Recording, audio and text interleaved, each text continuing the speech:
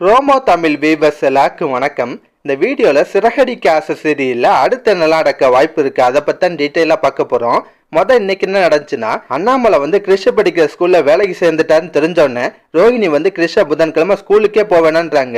அதை கேட்டு அவங்க அம்மாலாம் கோவப்படுவாங்க. எத்தனை நாள் தான் இப்படி பயந்துட்டே இருப்ப, பேசாம உங்க வீட்டுல இருக்கவங்கள்ட்ட எல்லாம் உண்மையை சொல்லி மன்னிப்பு கேட்டுன்றாங்க. அதுக்கு ரோஹிணி என்னமா விளாடுறியா, எங்க அத்தையை பத்தி உனக்கு சரியா தெரியாது, அவங்களுக்கு மட்டும் இந்த விஷயம் தெரிஞ்சுன்னா என்னை வீட்டை விட்டு அடிச்சு துரத்திடுவாங்க, இந்த பிரச்சனையை எப்படி சமாளிக்கிறதுன்னு எனக்கு தெரியும், என் மாமனாரை வேலைக்கு போடாம தடுக்கிறதுக்கு ஏதாவது பிளான் பண்றேன், அது வர மட்டும் நீ கிறிஷ புதன்கிழமை ஸ்கூலுக்கு அனுப்பாதன்ற மாதிரி சொல்லிட்டு போறாங்க. அடுத்து என்ன நடக்குதுன்னா, மனோஜ் ரோகிணி புதுசா வீடு வாங்குறதுக்கு பிளான் பண்ணிருக்காங்கல்ல, அந்த வீடை போய் பாக்குறாங்க. வீடு நல்லா பெருசா அழகா இருக்கு. வீடை பார்த்தோன்னா மனோஜுக்கு ரோஹிணிக்கு ரொம்ப பிடிச்சு போச்சு. அதோட தான் இன்னைக்கு சீரியலை முடிச்சிருந்தாங்க.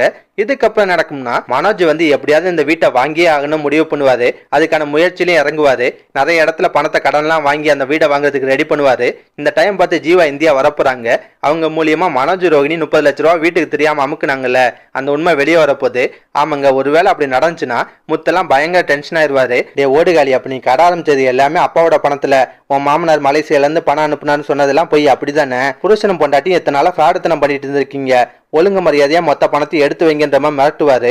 மனோஜ் வீடு வாங்குறதுக்கு ரெடி பண்ணியிருக்காருல பணம், அந்த பணத்தை மொத்தமா புடுங்கிட்டு விடவும் வாய்ப்பு இருக்கு. இதை தவிர முத்துக்கு மீனாக்கு இடையில ஒரு ஈகோ கிளாஷ் ஆரம்பிக்க போது. ஆமாங்க, மீனா பேச்சு வாக்கில் சொல்றாங்க, நான் இன்னைக்கு 7000 ரூபாய் சம்பாரிச்சிருக்கேன், உங்களை விட நான் தான் அதிகமா சம்பாரிச்சிருக்கேன்றாங்க.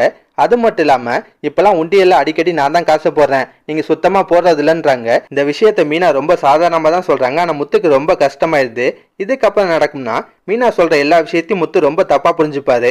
மீனா நம்மளை விட நிறைய சம்பாதிக்க ஆரம்பிச்சிட்டா, அதை இவ்வளவு திமிரா பேசுறா அப்படின்ற மாதிரி தப்பா நினைச்சுப்பாரு. இது கொஞ்சம் கொஞ்சமா பெருசாகி முத்துக்கு மீனாக்கு இடையில ஒரு பெரிய சண்டையாகிறதுக்கும் வாய்ப்பு இருக்கு. இந்த மாதிரி சீன்ஸ்லாம் அடுத்தடுத்த எபிசோட்ல வரலாங்க.